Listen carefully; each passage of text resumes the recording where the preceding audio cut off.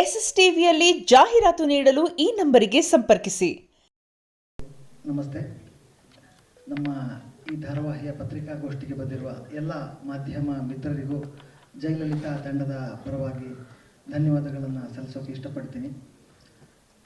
ಸುವರ್ಣ ವಾಹಿನಿ ಕಳೆದ ಕೆಲವು ವರ್ಷಗಳಿಂದ ಅತ್ಯುತ್ತಮ ಧಾರಾವಾಹಿಗಳನ್ನು ನೀಡ್ತಾ ಬಂದಿದೆ. ಹಾಗೆ ನಮ್ಮ ಈ ತಂಡಕ್ಕೆ ಜಯಲಲಿತಾ ಅನ್ನುವ ಒಂದು ಧಾರಾವಾಹಿಯನ್ನು ನಿರ್ಮಾಣ ಮಾಡುವ ಅವಕಾಶವನ್ನು ವಾಹಿನಿ ನೀಡಿದೆ.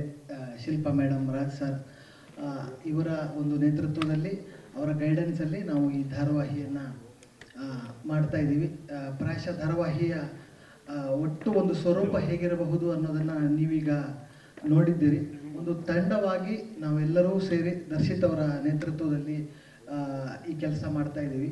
ಕಳೆದ 3 ತಿಂಗಳಿನಿಂದ ನಾವು ಚಿತ್ರೀಕರಣ ಮಾಡ್ತಾ ಇದ್ದೇವೆ ಈ ಧಾರಾವಾಹಿದು. ನಮ್ಮ ಬೆಂಗಳೂರು ಸುತ್ತಮುತ್ತಲಿನ ಕನಕಪುರ, ರಾಮನಗರ, ಮೈಸೂರು ರಸ್ತೆಯ ಅಕ್ಕಪಕ್ಕದ ಬೇರೆ ಬೇರೆ ಜಾಗಗಳಲ್ಲಿ ನಾವು ಚಿತ್ರೀಕರಣ ನಡೆಸ್ತಾ ಇದ್ದೀವಿ. ಒಂದು ದೊಡ್ಡ ತಂಡವಾಗಿ ನಾವು ಕೆಲಸ ಮಾಡ್ತಿದ್ದೀವಿ.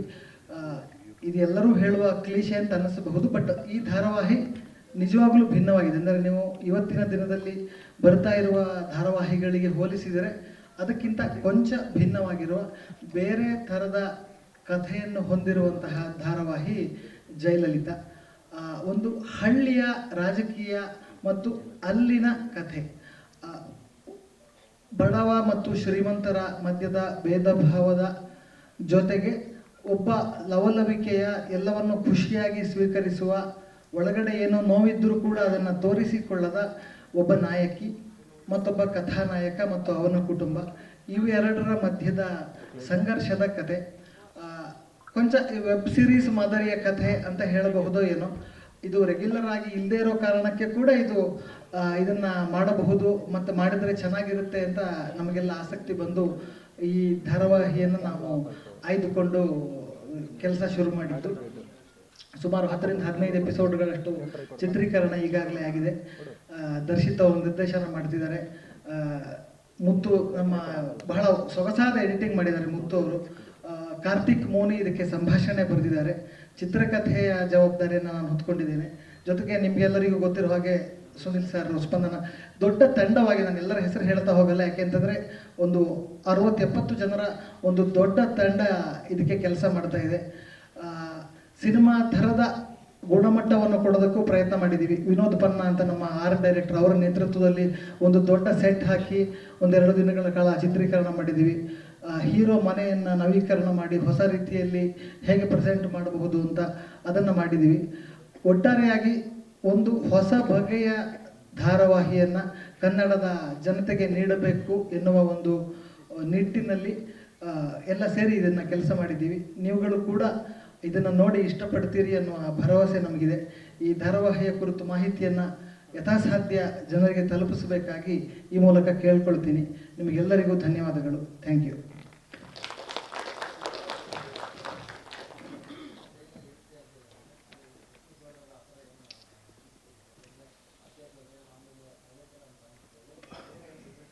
ನೀವು ನನಗೆ ಪೂರ್ತಿ ಕತೆ ಹೇಳಕ್ಕೆ ಹೋದರೆ ನಿಮಗೆ ನಾನು ಬಿಟ್ಟುಕೊಟ್ಟಂಗೆ ಆಗ್ಬಿಡುತ್ತೆ. ಅತ್ತೆ ಸೊಸೆ ಅದೆಲ್ಲ ಪಾರ್ಟ್ ಮುಂದೆ ಬಂದೇ ಬರುತ್ತೆ. ನಾವು ಧಾರಾವಾಹಿಯ ಮೂಲ ಒಂದು ಏನಿದೆ ವಸ್ತು ಇದೆ ಅದನ್ನು ಬಿಟ್ಟು ತುಂಬ ಆಚೆ ಹೋಗೋಕ್ಕಾಗಲ್ಲ. ಬಟ್ ಅಟ್ಲೀಸ್ಟ್ ಆ ದೃಷ್ಟಿಯಲ್ಲಿ ಇದೊಂದು ಹೊಸ ಪ್ರಯತ್ನ ಅನ್ನೋದು ನಿಮಗೆ ಮುಂದಿನ ದಿನಗಳಲ್ಲಿ ಗೊತ್ತಾಗಬಹುದು. ಯಾಕೆಂತಂದರೆ ಇಲ್ಲಿ ನಾವು ನಿಮ್ಗೆ ಏನು ತೋರಿಸಿದ್ದೀವಲ್ಲ, ನೀವು ಆ ಪ್ರೊಮೋ ನೋಡಿ ಹೇಳ್ತಿದ್ದೀರಿ, ಅದು ಮುಂದಕ್ಕೆ ಬರುವಂತಹ ಕತೆ. ಒಟ್ಟಾರೆ ನಿಮಗೆ ಅದರ ಜರ್ನಿ ನೋಡಿದ್ರೆ ತಿಳಿಯುತ್ತೆ. ಖಂಡಿತ ನಿಮ್ಮ ರೆಗ್ಯುಲರ್ ಸೀರಿಯಲ್ನ ಅತ್ತೆ ಸೊಸೆಯ ಹೋರಾಟ ಮತ್ತೊಂದಿನೊಂದು ಮುಂದಕ್ಕೆ ಬರಬಹುದು, ಬಟ್ ಅದು ಸಾಗುವ ರೀತಿ, ಅದರ ಶೈಲಿ ಬೇರೆ ಥರ ಇದೆ. ಅಂದರೆ ಖಂಡಿತವಾಗಿಯೂ ಬೇರೆ ಥರ ಇದೆ.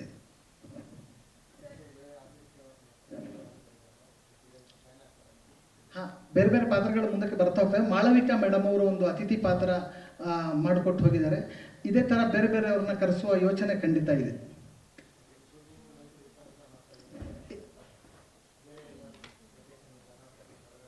ಇಲ್ಲ, ಸದ್ಯಕ್ಕೆ ಆ ಥರದ್ದು ಯೋಚನೆ ಇಲ್ಲ. ಇದ್ರೆ ಅಂದರೆ ಅವಶ್ಯಕತೆ ಬಿದ್ದಲ್ಲಿ ಖಂಡಿತ ಮಾಡ್ತೀವಿ ಅದನ್ನು.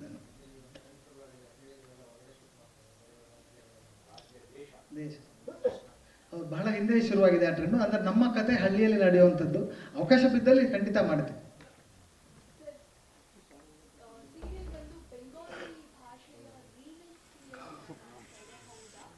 ಬೆಂಗಾಲಿ ರಿಮೇಕ್ ಅಲ್ಲ, ಇದು ಮರಾಠಿ, ಹಿಂದಿ, ತಮಿಳು ಬಂದಿದೆ. ಬಟ್ ನಾವು ಅದನ್ನು ಆಮೂಲಾಗ್ರವಾಗಿ ಬದಲಾವಣೆ ಮಾಡ್ಕೊಂಡಿದ್ದೀವಿ. ಅಲ್ಲಿಯ ಕ್ಯಾರೆಕ್ಟರ್ಗಳಿದ್ದಾವೆ, ಅಲ್ಲಿಯ ಬೇಸಿಕ್ ಕಥಾ ಹಂದರ ಇದೆ. ಬಟ್ ಅದನ್ನು ನಾವು ಯೂಶ್ವಲಿ ನೀವು ಯಾವುದೇ ರಿಮೇಕ್ ಸೀರಿಯಲ್ಗಳನ್ನು ತಗೊಂಡ್ರೂ ಕೂಡ ನಮ್ಮ ಕನ್ನಡದ ಕಥೆಯಾಗಿ ಅದನ್ನು ನಾವು ಬದಲಾಯಿಸಲೇಬೇಕಾಗುತ್ತೆ. ಉದಾಹರಣೆಗೆ ನೀವು ಒಂದು ಹಿಂದಿ ಸೀರಿಯಲ್ ಮಾಡಿದ್ರೆ ಅಲ್ಲಿ ಕರ್ವಾ ಚೌತ್ ಮೇಲೆ 20 ಎಪಿಸೋಡ್ ಮಾಡಿರ್ತಾರೆ. ನಮ್ಮಲ್ಲಿ ಆ ಕಲ್ಚರೇ ಇಲ್ಲ. ಬಹಳಷ್ಟು ಧಾರಾವಾಹಿಗಳನ್ನು ನಾವಿಲ್ಲಿ ಬದಲಾಯಿಸಿಕೊಂಡೇ ಮಾಡಬೇಕಾಗುತ್ತೆ. ಅಲ್ಲಿಯ ಹೀರೋ ಹೀರೋಯಿನ್ನು ಆ ಪಾತ್ರ ಆ ಬೇಸಿಕ್ ಎಳೆ ಇರಬಹುದು, ಬಿಟ್ಟರೆ ಅದನ್ನು ಮುಂದಕ್ಕೆ ನಾವು ನಮ್ಮ ಕಥೆಯಾಗಿ ಮಾಡ್ಕೊಳ್ಳೋದೇ ಇದ್ದರೆ ಇಲ್ಲಿಯ ಸುಗ್ಗಿ, ಇಲ್ಲಿಯ ಸಂಕ್ರಾಂತಿ, ಇಲ್ಲಿಯ ಯುಗಾದಿ, ಇಲ್ಲಿಯ ದೀಪಾವಳಿ, ನಾವು ಇದನ್ನೇ ಕತೆಗೆ ತೊಗೊಂಬರ್ಬೇಕು. ರಿಮೇಕ್ ಸೀರಿಯಲ್ ಅಂತಂದರೆ ಅಲ್ಲಿಂದ ಮಕ್ಕಿ ಕಾಪಿ ಮಾಡ್ತೀವಿ ಅಂತ ಒಂದು ತಪ್ಪು ಕಲ್ಪನೆ ಇದೆ. ಹಾಗೆ ಕನ್ನಡದಲ್ಲಿ ಯಾವುದೇ ಹಿಟ್ಟಾಗಿರುವ ರಿಮೇಕ್ ಧಾರಾವಾಹಿಗಳು 100% ರಿಮೇಕ್ ಅಲ್ಲ. ನಾವು ಅದನ್ನು ಇಲ್ಲಿಗೆ ತಕ್ಕ ಹಾಗೆ ಬದಲಾಯಿಸಿಕೊಳ್ಳಲೇಬೇಕು. ಬದಲಾಯಿಸ್ಕೋತೀವಿ.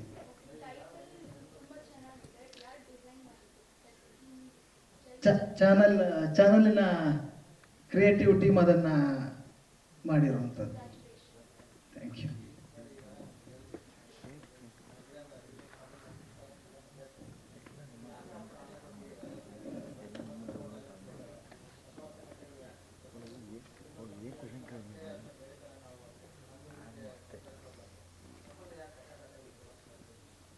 ಬೆಳಕು ಎಲ್ಲಿಂದಲೇ ಬರಲಿ, ಕಿಟಕಿ ಬಾಗಿಲು ತೆರೆದಿರಲಿ ಅಂತ ಒಂದು ಸಂಸ್ಕೃತದಲ್ಲಿ ಮಾತಿದೆ. ಆನೋಭದ್ರ ಕೃತವ ಎಂದು ವಿಶ್ವಧ ಅಂತ.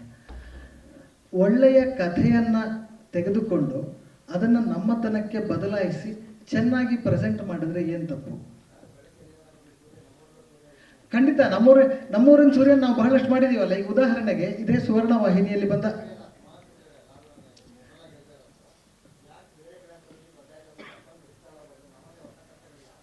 ನಮ್ಮಲ್ಲಿ ಖಂಡಿತ ಹೊಸ ಕಥೆಗಳಿದೆ ಸರ್. ಇದೇ ಸುವರ್ಣ ವಾಹಿನಿಯಲ್ಲಿ ಬರುವ ದೇವಿ ಮಹಾತ್ಮೆ, ಯಡಿಯೂರು ಸಿದ್ಧಲಿಂಗೇಶ್ವರ, ರೇಣುಕಾ ಯಲ್ಲಮ್ಮ, ಇವೆಲ್ಲ ಹೊಸ ನಮ್ಮದೇ ಕಥೆಗಳೇ, ನಾವೇ ಮಾಡಿರೋದೆ. ಅದೇ ಸಾವಿರಾರು ಎಪಿಸೋಡ್ಗಳು ಬಂದಿದ್ದಾವೆ. ಬ್ಯಾಲೆನ್ಸಿಂಗ್ ಆ್ಯಕ್ಟ್ ಅಂತ ಮಾಡ್ತೀವಿ ಸರ್. ಈಗ ಏನು ಗೊತ್ತಾ, ಹಾಂ,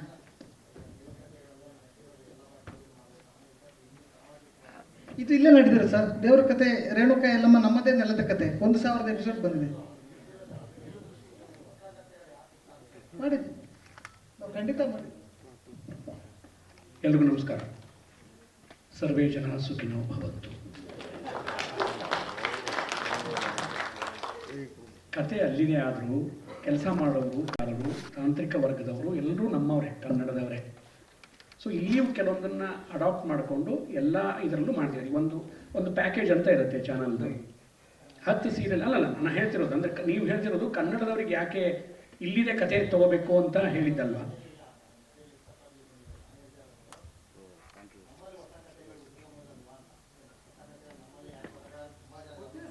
ಮಾಡಿವೆಲ್ಲ ಸರ್, ಸಾಕಷ್ಟು ಮಾಡಿದ್ದೀವಿ. ಅಂದರೆ ಈಗೇನು ಇಲ್ಲಿಗೆ ಮುಗಿದೋಗಿಲ್ಲ, ಮುಂದೆ ಮಾಡ್ತಾನೆ ಇರ್ತಾರೆ. ಆ ಒಂದು ಪ್ಯಾಕೇಜ್ ಅಂತ ಅದನ್ನೇ ಹೇಳಕ್ಕೆ ಹೊರಟಿದ್ದು. ಈಗ ಒಂದು slot, evening slot, prime time ಸ್ಲಾಟ್ಗೆ ಅಂತ ನೋಡಿಕೊಂಡು ಅದೊಂದು ಡಿಸೈನ್ ಮಾಡಿರ್ತಾರೆ. ಈ ಸ್ಲಾಟ್ಗೆ ಈ ಥರದ ಕತೆ ಚೆನ್ನಾಗಿರುತ್ತೆ ಅಂತ, ಅದಕ್ಕೆ ಸೂಟ್ ಆಗುವಂಥ ಸಂಸ್ಥೆ, ಅದಕ್ಕೆ ಸೂಟ್ ಆಗುವಂಥ ಕಲಾವಿದರು, ಅದಕ್ಕೆ ಕತೆ, ಅದನ್ನು ಮಾಡ್ಕೊಂಡು ಹೋಗ್ತಾರೆ. ಕನ್ನಡದವರೇ ನಾವು ಮಾಡ್ತಿರೋದು ಅದೊಂದು ಹೆಮ್ಮೆಯ ವಿಷಯ. ಅಂದರೆ ಇಲ್ಲಿ ಯಾರು ಬೇರೆಯವ್ರನ್ನ ನಾವು ಕತೆ ಒಂದು ಲೈನ್ ತೊಗೊಂಡ್ಬಿಟ್ಟು ಎಲ್ಲ ಇಲ್ಲಿದೆ ಕ್ರಿಯೇಟ್ ಆಗಿರುತ್ತೆ, ಇಲ್ಲಿಯೇ ಬರಗಾರರೇ ಮಾಡಿರ್ತಾರೆ. ಅದು ನನ್ನ ಉದ್ದೇಶ ಅಷ್ಟೇ.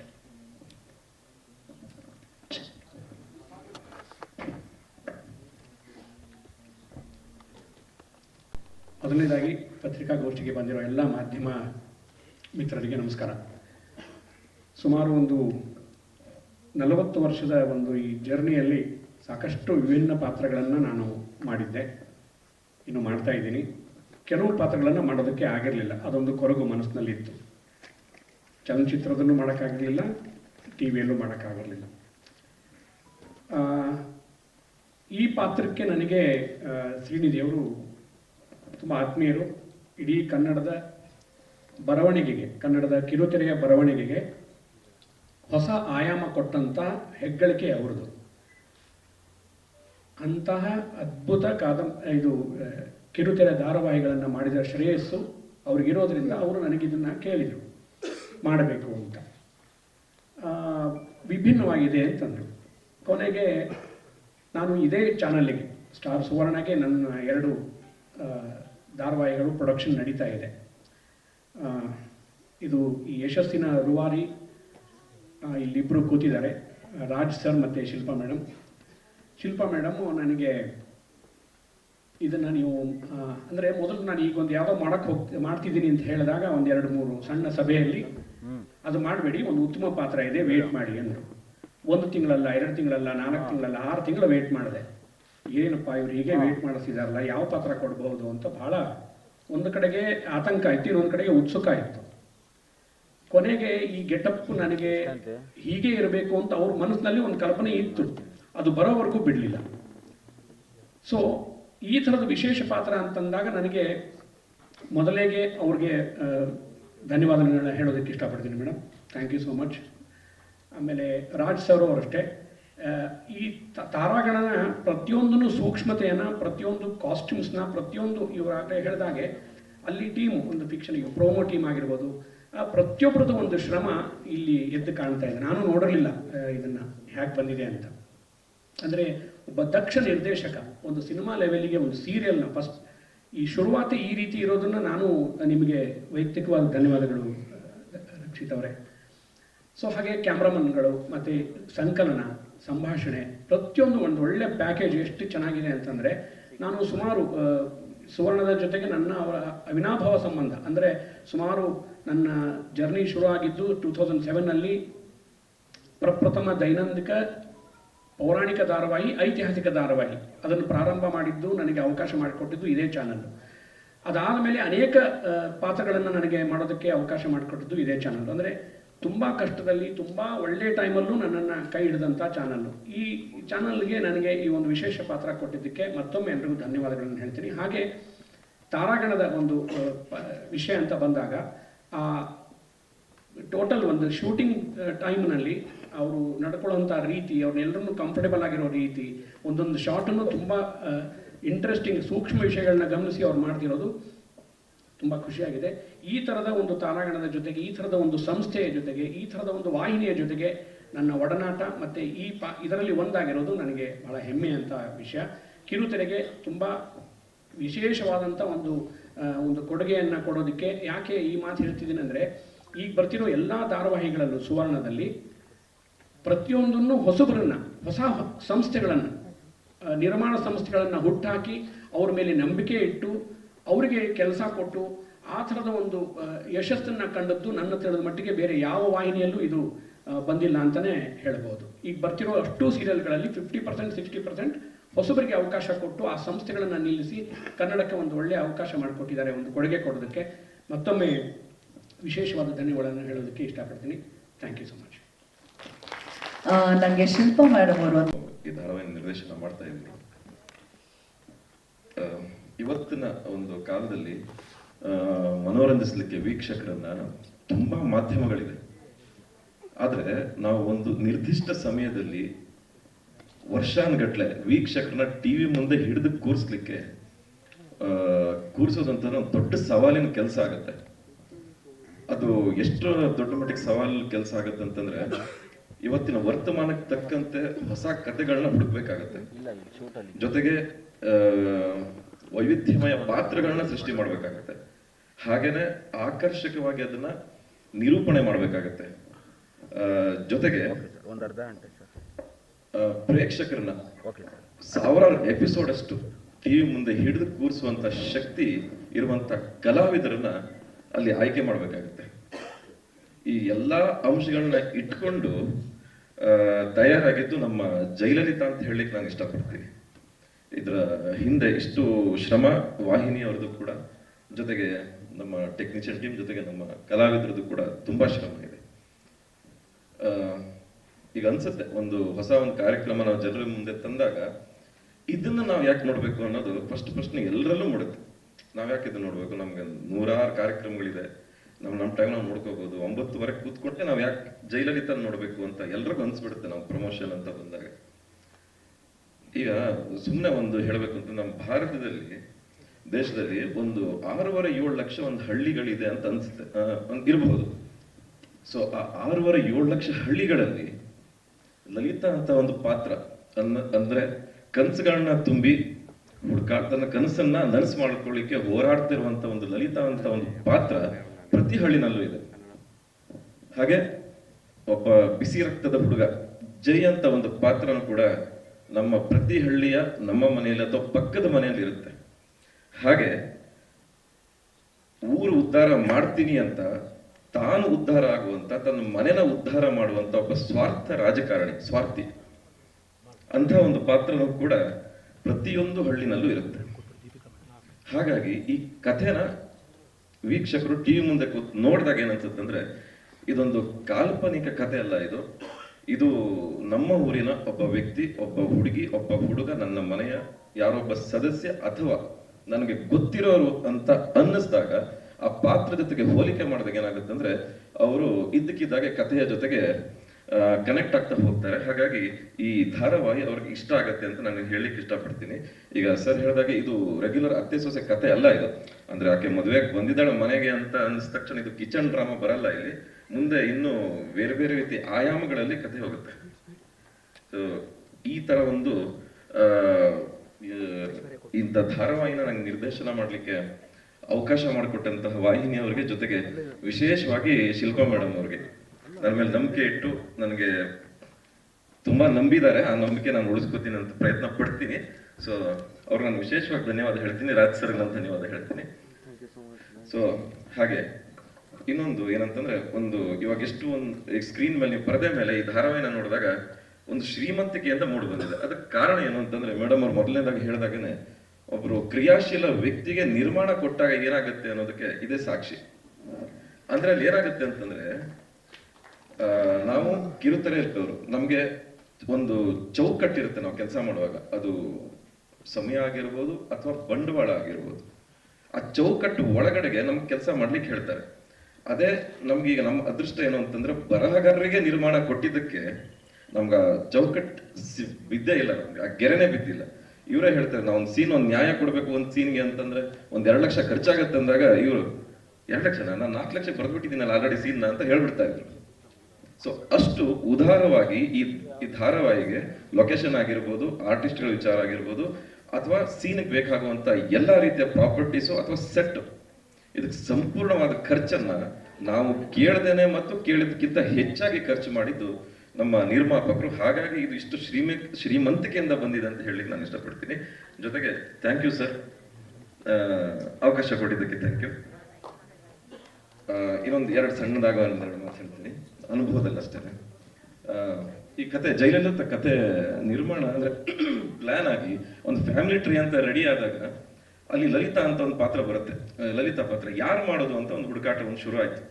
ಯಾರು ಮಾಡೋದು ಅಂತ ಒಂದು ಚರ್ಚೆ ಆಯ್ತು. ಯಾಕಂತಂದ್ರೆ ಆ ಕ್ಯಾರೆಕ್ಟರ್ ಹೇಗಿರ್ಬೇಕು ಅಂತಂದ್ರೆ, ನಿಜ ಜೀವದಲ್ಲೂ ಕೂಡ ಒಂದು ಪಟಾಕಿಗೆ ನಾಲ್ಗೆ ಇದ್ರೆ ಹೆಂಗಿರುತ್ತಪ್ಪ ಹಂಗಿರ್ಬೇಕು, ಅಷ್ಟು ಸೌಂಡ್ ಮಾಡಬೇಕು, ಪಾದರಿಸಿದಂತಹ ಗುಣ ಇರಬೇಕು. ಸೊ ಆ ತರ ಹುಡುಕ್ತಾ ಇದ್ದಾಗ ನಮ್ಗೆ ಸಿಕ್ಕಿದ್ದು ಮನಸ್ವಿ ಅವರು.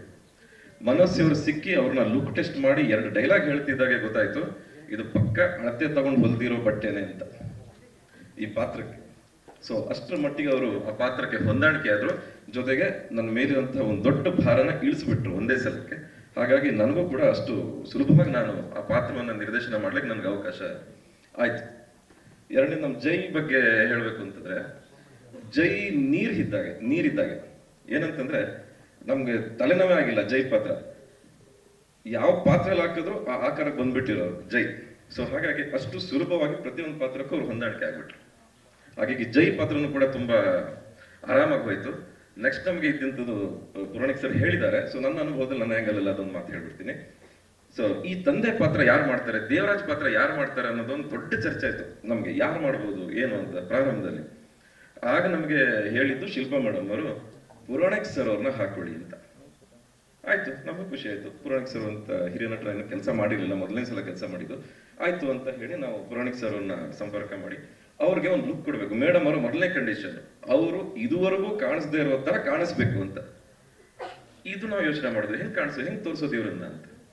ಹಾಗಾಗಿ ಒಂದಷ್ಟು ಪ್ರಯತ್ನ ಪಟ್ವಿ ಇವ್ರನ್ನ ಬೇರೆ ಬೇರೆ ತರ ತೋರಿಸ್ಲಿಕ್ಕೆ. ಅದು ಸಾಧ್ಯ ಆಗಿಲ್ಲ, ಮೇಡಮ್ ಅವ್ರಿಗೂ ಇಷ್ಟ ಆಗಿಲ್ಲ, ಎಲ್ಲಾನು ನೋ ನೋ ನೋ ನೋ ಅಂತಾನೆ ಬರ್ತಾ ಇತ್ತು. ಆಮೇಲೆ ಒಂದು ಪ್ರಯತ್ನ ಪಟ್ಟಿವಿ, ಸ್ವಲ್ಪ ವಯಸ್ಸಾಗಿರೋ ತರ ತೋರಿಸೋಣ ಅಂತ. ಅವ್ರನ್ನ ವಯಸ್ಸಾಗಿರೋ ತರ ತೋರ್ಸಕ್ ಹೋಗಿ ನಮ್ಗಾಗ್ಬಿಡ್ತು ವಯಸ್ಸು, ಅವ್ರಿಗಾಗಿಲ್ಲ. ಆದ್ರೆ ಕೊನೆಯಲ್ಲಿ ಮೇಡಮ್ ಇಲ್ಲ, ಇದು ಹಿಂಗ್ ಮಾಡಿ ಅಂತ ಒಂದು ಫೈನಲ್ ಹಿಂಗ್ ಹೇಳ್ಬಿಟ್ರು, ಇದನ್ನೇ ಮಾಡಿ ಅಂತ. ಸೊ ಆಮೇಲೆ ಪೂರ್ತಿ ಅವ್ರನ್ನ ಕೂತ್ಕೊಂಡು ಮಾಡಿದ ಮೇಲೆ, ಈ ತರದ್ದೊಂದು ಲುಕ್ ಕೊಟ್ಟ ಮೇಲೆ ನಮ್ಗೆ ಒಂದ್ಸಲ ಮೈ ಜುಮ್ ಅಂತ ಅವ್ರನ್ನ ಫೈನಲ್ ಫ್ರೇಮ್ ಅನ್ನ ಮುಂದೆ ತಂದಿಟ್ಟು ಆ ಶಾರ್ಟ್ ತೆಗೆದಾಗ, ಫಸ್ಟ್ ಶಾರ್ಟ್. ಆಮೇಲೆ ನಾವು ಹೇಳ್ಬಿಟ್ವಿ ಸರ್ ಇದೆ ಸರ್ ನಮ್ಗೆ ಆಕ್ಚುಲಿ ಎಲ್ಲರಿಗೂ ಬೇಕಾಗಿದ್ದು, ಬಟ್ ನಮ್ಗೆ ಹೇಳಕ್ ಬರ್ತಿರ್ಲಿಲ್ಲ. ಮೇಡಮ್ ಅವರು ಚಾನಲ್ ಇಂದ ಹೇಳ್ತಾ ಇದ್ರು, ನಮ್ಗೆ ಅರ್ಥ ಆಗ್ತಿರ್ಲಿಲ್ಲ. ಈಗ ಫೈನಲ್ ಆಯ್ತು ಅಂತ. ಸೊ ಇದಾದ್ಮೇಲೆ ಸಂಪೂರ್ಣವಾಗಿ ನಾವು ಶೂಟಿಂಗ್ಗೆ ಹೋದ್ವಿ. ಹಾಗೇನೆ ಇನ್ನೂ ಮುಖ್ಯವಾಗಿ ಪಾತ್ರ ಬರೋದು ಜೈ ತಾಯಿ ಪರಮೇಶ್ವರಿ ಅವರು. ಪರಮೇಶ್ವರಿ ನಿಮ್ಗೆ ಗೊತ್ತಿದೆ, ಅವರು ಚಿಕ್ಕವರಿದ್ದಾಗೂ ಪ್ರಬುದ್ಧತೆ ಅಂತ ಪಾತ್ರಗಳನ್ನ ಮಾಡಿರೋರು. ಹಾಗೆ ತುಂಬಾ ವಿಭಿನ್ನವಾಗಿ ಎಲ್ಲಾ ಪಾತ್ರಗಳನ್ನು ಅವ್ರು ಮಾಡಿರೋದ್ರಿಂದ ಅವ್ರಿಗೆ ಸವಾಲು, ಅದು ನಮಗಿಲ್ಲ. ಯಾಕಂತಂದ್ರೆ ಅವ್ರು ತುಂಬಾ ಪಾತ್ರಗಳನ್ನ ಮಾಡಿದ್ದಾರೆ. ಹಾಗಾಗಿ ಇದನ್ನ ಇನ್ನು ವಿಭಿನ್ನವಾಗಿ ಮಾಡ್ಬೇಕು ಅನ್ನೋದು ಅವ್ರಿಗೆ ಸವಾಲಿನ ಪಾತ್ರ ಅದು. ಹಾಗೆ ಸೊ ಇಲ್ಲಿ ಏನಂತಂದ್ರೆ ನಾನು ಅಂತಿಮವಾಗಿ ಹೇಳ್ಬೇಕು ಅಂತಂದ್ರೆ, ಒಬ್ಬ ನಿರ್ದೇಶಕನಿಗೆ ಎಷ್ಟು ಜವಾಬ್ದಾರಿ ಇರುತ್ತೆ, ಎಷ್ಟು ಟೆನ್ಷನ್ ಇರುತ್ತೆ. ಒಂದು ಹೊಸದಾಗಿ ಒಂದು ಪ್ರಾಜೆಕ್ಟ್ ನ ಲಾಂಚ್ ಮಾಡುವಾಗ ಪ್ರತಿಯೊಂದು ಪಾತ್ರದ ಕ್ಯಾರೆಕ್ಟರೈಸೇಷನ್ ಅದು ಹಾಗೆ ಬರಬೇಕಾಗತ್ತೆ. ಯಾಕಂದ್ರೆ ಅಷ್ಟು ಚರ್ಚೆ ಆಗಿರುತ್ತೆ ಚಾನೆಲ್ ಅಲ್ಲಿ. ಸೊ ಆ ಪ್ರತಿಯೊಂದು ನನ್ನ ಜವಾಬ್ದಾರಿಯನ್ನು ಇಳಿಸಿದವರು ನನ್ನ ಕಲಾವಿದರು, ಪ್ರೀತಿಯ ಕಲಾವಿದರು. ಒಂದ್ ದಿನ ತೊಂದರೆ ಕೊಡದೇನೆ ಪಾತ್ರವನ್ನ ಸಂಪೂರ್ಣವಾಗಿ ಅರ್ಥ ಮಾಡ್ಕೊಂಡು ಪರಕಾಯ ಪ್ರವೇಶ ಮಾಡಿ ಅದನ್ನ ಜೀವಂತವಾಗಿ ಈ ತರ ಬರ್ಲಿಕ್ಕೆ ಕಾರಣ ನನ್ನ ಕಲಾವಿದರು. ಅವ್ರಿಗೆ ನಾನು ಎಲ್ಲಾ ಕಲಾವಿದರಿಗೂ, ಆಮೇಲೆ ಒಟ್ಟಿಗೆ ಎಲ್ಲ ಸ್ಟೇಜ್ ಬಂದು ಸೇರೋಣ ಎಲ್ಲರೂ ಇದ್ರೆ, ಎಲ್ಲರಿಗೂ ನಾನು ಧನ್ಯವಾದ ಹೇಳಲಿಕ್ಕೆ ಇಷ್ಟಪಡ್ತೀನಿ. ಜೊತೆಗೆ ಸೀರಿಯಲ್ ಇಷ್ಟು ಅಂದವಾಗಿ ತೆರೆ ಮೇಲೆ ಬರ್ಲಿಕ್ಕೆ ಕಾರಣ ನನ್ನ ಕ್ಯಾಮ್ರಾಮನ್ DOP, ನನ್ನ ಪ್ರತಿ ಪ್ರಾಜೆಕ್ಟ್ ನನ್ನ ಜೊತೆ ಕೆಲಸ ಮಾಡ್ತಾರೆ, ಕೃಷ್ಣ ಸರ್ ಮತ್ತೆ ಸುಧಾ ಸರ್, ಜೊತೆಗೆ ಸೋಮಣ್ಣ ಅಂತ ಇರ್ತಾರೆ. ಅವರು ನನ್ನ ಪ್ರತಿ ಪ್ರಾಜೆಕ್ಟ್ಗೂ ಅವರೇ ಮಾಡೋದು. ಹಾಗಾಗಿ ಅವರಷ್ಟು ಅದನ್ನ ಸುಂದರವಾಗಿ ತೋರಿಸಿದ್ರು. ಜೊತೆಗೆ ನನ್ನ ಡೈರೆಕ್ಷನ್ ಟೀಮ್, ಎಡಿಟರ್ ಮತ್ತೆ ನನ್ನ ಟೆಕ್ನಿಷಿಯನ್ ಟೀಮ್, ನಮ್ಮ ಮ್ಯಾನೇಜರ್ ಜೀವನ್ ಅವರು, ಅವರಿಂದನೂ ಈ ರಾವಣ ದಹನ ತುಂಬಾ ಚೆನ್ನಾಗಿ ಬಂದಿದೆ ಅವರಿಂದ. ಯಾಕಂದ್ರೆ ಅಷ್ಟು ಜೂನಿಯರ್ಸ್ ಅವರೇ ಸೇರಿಸಿರೋದು. ಸೊ ಹಾಗಾಗಿ ಚೆನ್ನಾಗಿ. ಆಮೇಲೆ ನಮ್ಮ ಬನ್ನ ಸರ ಸೆಟ್ ಹಾಕಿದ್ದಾರೆ. ಸೊ ನಮ್ಮ ಎಲ್ಲ ಡೈರೆಕ್ಷನ್ ಟೀಮ್, ಲೈಟ್, ಗುರು, ರಮೇಶ ಮತ್ತೆ ಭೀಮಾ, ಎಲ್ಲರಿಗೂ ನಾನು ನನ್ನ ಟೀಮ್ ಧನ್ಯವಾದ ಹೇಳಿ ನನ್ನ ಮಾತನ್ನ ಮುಗಿಸ್ತೀನಿ. Thank you.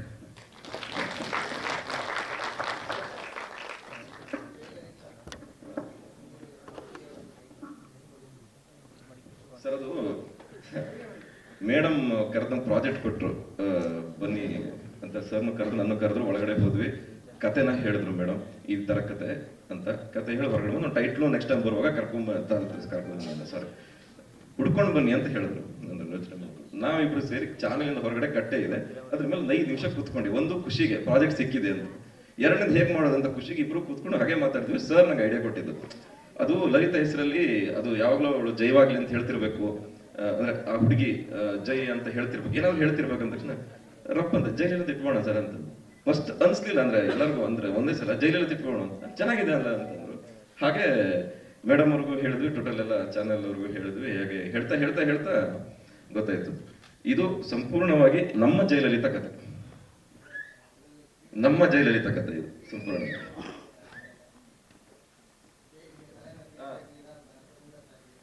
ಹೌದೌದೌದು. ಹಾಗೆ ಥ್ಯಾಂಕ್ ಯು.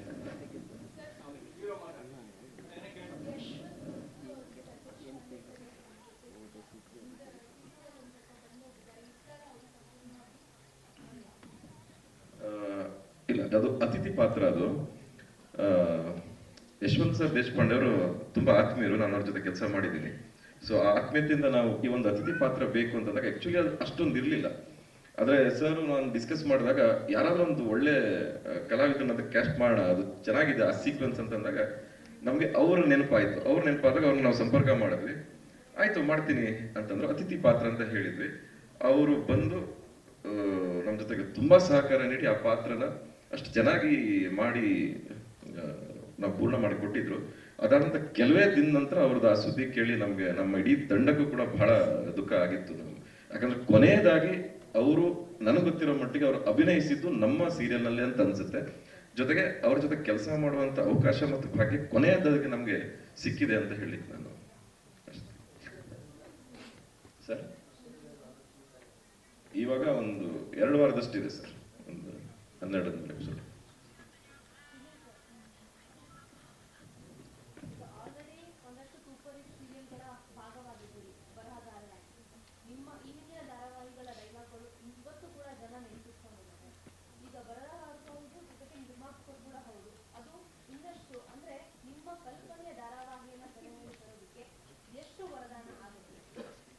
ವರದಾನ ಆಗತ್ತ ಶಾಪ ಆಗತ್ತ ಗೊತ್ತಿಲ್ಲ. ಯಾಕೆಂದ್ರೆ ಬರಹಗಾರ ಆದವನಿಗೆ ಸೀನ್ ಹಿಂಗಿರ್ಬೇಕು, ಹಿಂಗೆ ಕನ್ಸ್ಟ್ರಕ್ಟ್ ಆಗಬೇಕು, ಇದೇ ತರ ಸೀನ್ ಬೇಕು ಅಂತ ಇರುತ್ತೆ. ಪ್ರೊಡ್ಯೂಸರ್ ಆದವನಿಗೆ ಅಕೌಂಟಲ್ಲಿ ದುಡ್ಡು ಎಷ್ಟಿದೆ ಅಂತ ಕಾಣಿಸುತ್ತೆ. ಸೊ ಅದು ಎರಡರ ಮಧ್ಯೆ ಸಂಭಾಳಿಸ್ಕೊಂಡು ಧಾರಾವಾಹಿ ಮಾಡೋ ಪರಿಸ್ಥಿತಿ ಇದೆ. ಬಟ್ ನಾನು ಬರಹಗಾರನಾಗಿ ನನ್ನಿಂದ ಏನು ಎಫರ್ಟ್ ಹಾಕಬೇಕೋ ಅದನ್ನು 100% ಹಾಕುವುದಕ್ಕೆ ಪ್ರಯತ್ನ ಮಾಡ್ತೀನಿ. ಈಗ ನಾನು ಬರಿತಾ ಕೂತಿರ್ತೀನಿ ಅಂತಂದರೆ ನಾನು ಅದನ್ನು ಪ್ರೊಡಕ್ಷನ್ ಪಾಯಿಂಟ್ ಆಫ್ ಇಂದ ಯೋಚನೆ ಬರೆಯುವ ಪ್ರಯತ್ನ ಮಾಡ್ತೀನಿ. A separate, O separate. Thank you.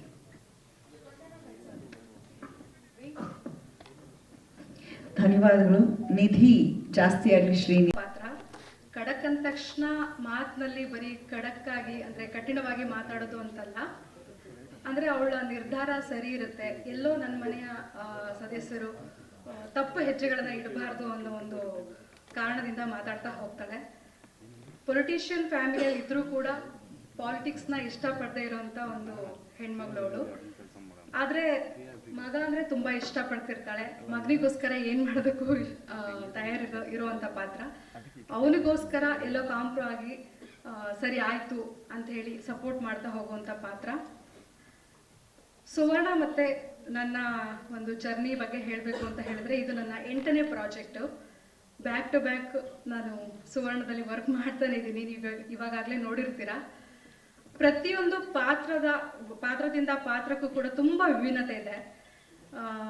ಈ ಪಾತ್ರ ನನಗೆ ತುಂಬ ಅಂದರೆ ತುಂಬ ಇಷ್ಟ ಆಗಿದೆ. ಏನು ಅಂತ ಹೇಳಿದ್ರೆ, ಒಂದು ಖಡಕ್ ಆಗಿ ಎಲ್ಲೋ ಒಂದು ಆಕ್ಸೆಂಟ್ ಬೇರೆ ಇಲ್ಲದೆ, ತುಂಬ ಸ್ವಲ್ಪ ಜಾಸ್ತಿ ಮಾಡಿದ್ರೆ ಜಾಸ್ತಿ ಅಂತ ಅನ್ಸೋದು, ಕಮ್ಮಿ ಮಾಡಿದ್ರೆ ಕಮ್ಮಿ, ತುಂಬ ಮಧ್ಯದಲ್ಲಿ ಇರುವಂಥ ಒಂದು ಪಾತ್ರ.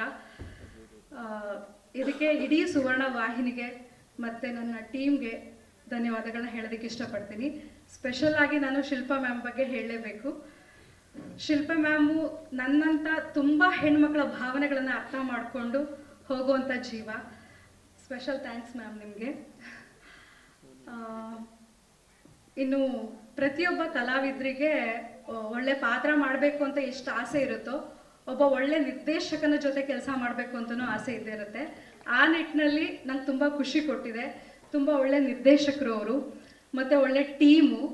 ಎಲ್ಲೂ ಕೂಡ ಯಾವತ್ತೂ ಕೂಡ ಒಂದು ಸಣ್ಣ ಬೇಜಾರಾಗದೇ ಇರೋ ಥರ, ಅಂದರೆ ಒಂದು 15 ಎಪಿಸೋಡ್ ನಾವು 12ರಿಂದ 15 ಎಪಿಸೋಡ್ ನಾವು ಶೂಟ್ ಮಾಡಿದ್ದೀವಿ. ಅಲ್ಲಿಂದ ಇಲ್ಲಿವರೆಗೂ ಯಾವುದೇ ರೀತಿಯ ಚಿಕ್ಕ ಒಂದು ಪ್ರಾಬ್ಲಮ್ ಕೂಡ ಆಗಿಲ್ಲ. ಪ್ರತಿಯೊಬ್ಬರೂ ಕೂಡ ಅಷ್ಟು ಸಪೋರ್ಟ್ ಮಾಡಿದ್ದಾರೆ. ಜನರಲಿ ನಾನು ಕೇಳ್ಕೊಳ್ಳೋದಿಷ್ಟೇ, ತುಂಬ ಒಳ್ಳೆ ಕಾನ್ಸೆಪ್ಟ್ ಇಟ್ಕೊಂಡು ಬಂದಿದ್ದೀವಿ. ಒಳ್ಳೊಳ್ಳೆ ಎಪಿಸೋಡ್ಗಳು ಬರುತ್ತೆ. ನಿಮ್ಮ ಒಂದು ಸಹಕಾರ ತುಂಬ ಮಹತ್ವ ನಮಗೆ. ಇದುವರೆಗೂ ಎಷ್ಟೊಂದು ಸಪೋರ್ಟ್ ಮಾಡ್ಕೊಂಡು ಬಂದಿದ್ದೀರಾ. ಮುಂದೆ ಕೂಡ ನಮ್ಮ ಜಯಲಲಿತಾ ಮೇಲೆ ನಿಮ್ಮ ಸಪೋರ್ಟ್ ಇರಲಿ ಅಂತ ಕೇಳ್ಕೊತೀನಿ. Thank you.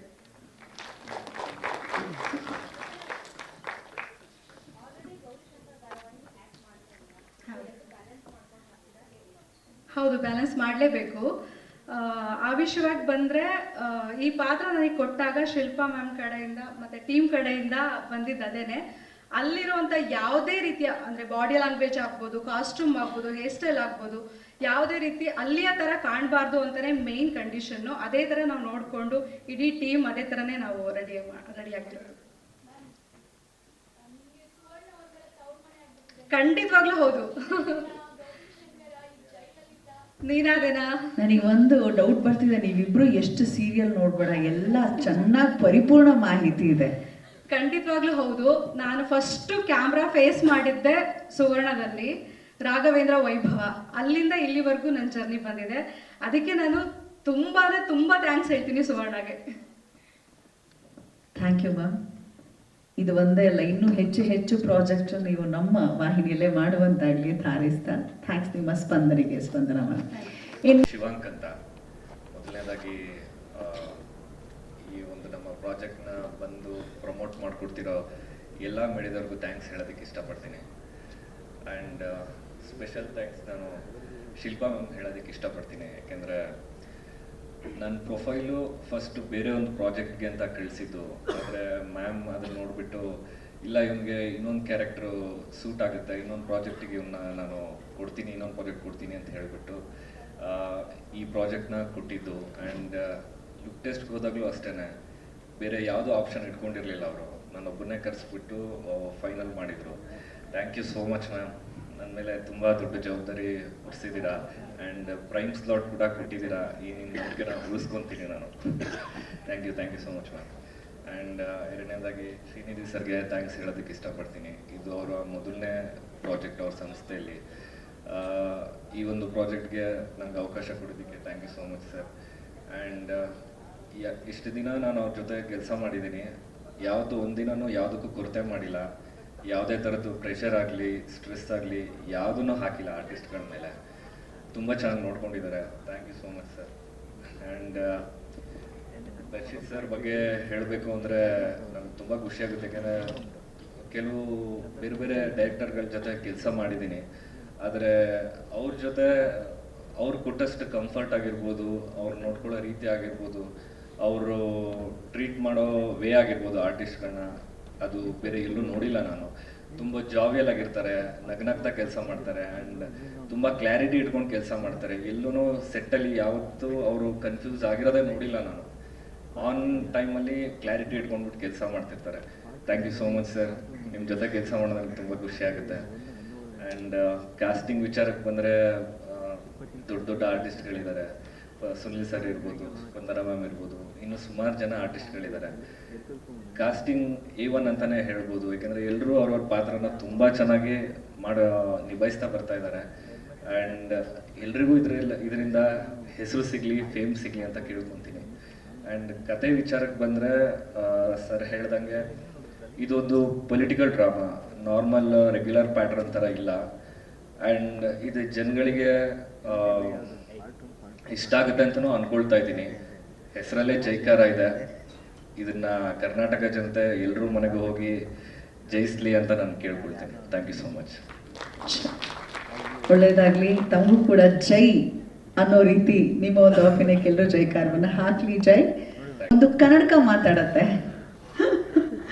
ಗಾಗಲ್ಸ್ ಹೇಳುತ್ತೆ ಒಂದು ಡೈಲಾಗನ್ನ, ಲಲ್ಲು ಒಂದ್ ಕೆಲಸ ಕೈ ಹಾಕಿದ್ರೆ ನೋ ಸೋಲು ಅನ್ನೋ ಒಂದು ಡೈಲಾಗ್ನೊಂದಿಗೆ ಪರಿಚಯ ಆಗುವಂತ ಲಲ್ಲು ಅಂದ್ರೆ ಲಲಿತಾ ಪಾತ್ರಧಾರಿ ಮನಸ್ವಿ, ಏನ್ ಹೇಳ್ತೀರಾ? Thank you ma'am. ಎಲ್ರಿಗೂ ನಮಸ್ಕಾರ. ನನ್ನ ಹೆಸರು ಮನಸ್ವಿ. ಇಲ್ಲಿ ಬಂದಿರೋಂಥ ಎಲ್ಲ ನ್ಯೂಸ್ ಚಾನಲ್ ಮೀಡಿಯಾದವ್ರಿಗೂ ನಮಸ್ಕಾರ ಆ್ಯಂಡ್ ತುಂಬ ಥ್ಯಾಂಕ್ಸ್. ಸೊ ಲಲಿತಾ ಅಂದರೆ ಒಂದು ಕಂಪ್ಲೀಟ್ ಪ್ಯಾಕೇಜ್. ಕಾಮಿಡಿ, ಡ್ರಾಮಾ, ಅಳು, ನಗು ಆ್ಯಂಡ್ ತುಂಬ ಜಾಸ್ತಿ ಬರೋವಂಥದ್ದು ನಗು. ಆ್ಯಂಡ್ ನನ್ನ ಕ್ಯಾರೆಕ್ಟರ್ಗೂ ಲಲಿತಾ ಕ್ಯಾರೆಕ್ಟರ್ಗೂ ತುಂಬ ಡೆಡ್ ಆಪೋಸಿಟ್. ಸೊ ಗೊತ್ತಿಲ್ಲ ನನ್ನ ಕ್ಯಾರೆಕ್ಟರ್ ಹೆಂಗೆ ಹೊಂದುತ್ತೆ ನನಗೆ ಅಂತ. ಇವಳ ಕೈ ಮಾಡ್ಬೋದು ಅಂತ ನನಗೆ ಈ ಸೀರಿಯಲ್ಗೆ ಅವಕಾಶ ಮಾಡಿಕೊಟ್ಟಂಥ ಶಿಲ್ಪಾ ಮ್ಯಾಮಿಗೆ ಥ್ಯಾಂಕ್ ಯು ಸೋ ಮಚ್. ನನ್ನ ಮೇಲೆ ಇಷ್ಟು ನಂಬಿಕೆ ಇಟ್ಟಿದ್ದಾರೆ. ಆ್ಯಂಡ್ ಶ್ರೀನಿಧಿ ಸರ್ಗೂ thank you so much. So ಹಾಗೆ ನನ್ನ ಸುನಿಲ್ ಪುರಾಣಿಕ್ ಸರ್ ಕೂಡ ನನಗೆ ತುಂಬ ಸಪೋರ್ಟ್ ಮಾಡಿದ್ದಾರೆ ಈ ಸೀರಿಯಲ್ಗಾಗಲಿ. ಎಂಟೈರ್ ಜರ್ನಿ ನಾನು ಹಿಂದೆ ಸಿನಿಮಾ ಮಾಡಿದ್ರಲ್ಲೂ ಅವರೇ ಇದ್ದರು. ಆ್ಯಂಡ್ ಅವ್ರ ಜೊತೆ ವರ್ಕ್ ಮಾಡೋದಕ್ಕೆ ನಂಗೆ ತುಂಬ ಖುಷಿ ಆಗುತ್ತೆ. Thank you sir. So Lalitha ನನ್ನ ಕ್ಯಾರೆಕ್ಟರ್ ಡೆಡ್ ಆಪೋಸಿಟ್ ಕ್ಯಾರೆಕ್ಟರ್ ಆಗಿರೋದ್ರಿಂದ ನನಗೆ ಸ್ಟಾರ್ಟಿಂಗಲ್ಲಿ ತುಂಬ ಕಷ್ಟ ಆಯಿತು ನನ್ನ ಕ್ಯಾರೆಕ್ಟರ್ ಕೊಂಡಿಸ್ಕೊಳ್ಳೋದಕ್ಕೆ. ತುಂಬ ಪ್ರಯತ್ನ ಪಟ್ಟೆ. ಆಡಿಷನ್ ಟೈಮಲ್ಲೂ ನಾನು ಎಷ್ಟು ಚೆನ್ನಾಗಿ ಮಾಡಿದೆ ಅಂತ ನನಗೆ ಗೊತ್ತಿಲ್ಲ, ಬಟ್ ನಾನು ಸೆಲೆಕ್ಟ್ ಆದೆ ಆ್ಯಂಡ್ ಖುಷಿ ಆಯಿತು. ಬಟ್ ಬಿಗಿನಿಂಗಲ್ಲಿ ನನ್ನ ಪಾತ್ರ ಈ ಥರ ಅಂತ ನನಗೆ ಗೊತ್ತಿರಲಿಲ್ಲ. ಅದಾದಮೇಲೆ ವರ್ಕ್ಶಾಪ್ ಎಲ್ಲ ಮಾಡಿದ್ವಿ, ಪಾತ್ರ ಕುತ್ಕೊಳ್ತು. ಬಟ್ ಇದಕ್ಕೆ ಆ್ಯಕ್ಚುಯಲ್ ರೀಸನ್ ಬಂದು ದರ್ಶಿತ್ ಸರ್. ಸೊ ನಾನು ಏನೇ ಮಾಡಿರ್ಬೋದು, ಬಟ್ ಪ್ರತಿಯೊಂದು ಸೀನಿನೂ ಲೈಕ್ ಇಮಿಡಿಯೇಟಾಗಿ ಸ್ವಿಚ್ ಆಗ್ತಾ ಇರುತ್ತೆ ನನ್ನ ರಿಯಾಕ್ಷನ್ಸು ಆ್ಯಂಡ್ ಪ್ರತಿಯೊಂದು ಎಮೋಷನ್. ಇವಾಗ ನಾನು ಕೋಪದಲ್ಲಿದ್ದ ತಕ್ಷಣ ಕಾಮಿಡಿಗೆ ಸ್ವಿಚ್ ಆಗ್ತೀನಿ. ಆ ಥರ ರಿಯಾಕ್ಷನ್ಸ್ನ ದರ್ಶಿತ್ ಸರ್ ನನಗೆ ಹೇಳ್ಕೊಟ್ಟಿದ್ದು. ಈ ಪಾತ್ರನ 50% ನಾನು ನಿಭಾಯಿಸೋದಕ್ಕೆ ಕಾರಣನೇ Darshith sir. And thank you so much Darshith sir. And ನನ್ನ ಎಲ್ಲ ಕೋ ಆರ್ಟಿಸ್ಟ್ಗಳಿಗೂ ನಾನು ತುಂಬ ಸಪೋರ್ಟ್ ಮಾಡಿದ್ದಾರೆ. ಆ್ಯಂಡ್ ಗ್ರೇಟ್ ಥ್ಯಾಂಕ್ಸ್ ಫಾರ್ ಟೆಕ್ನಿಷಿಯನ್ಸ್, ಬಿಕಾಸ್ ನಾವು ಎಷ್ಟೇ ಮಾಡ್ಬೋದು, ನಮ್ಮ ಬ್ಯಾಕ್ ಬೋನೇ ಟೆಕ್ನಿಷಿಯನ್ಸ್.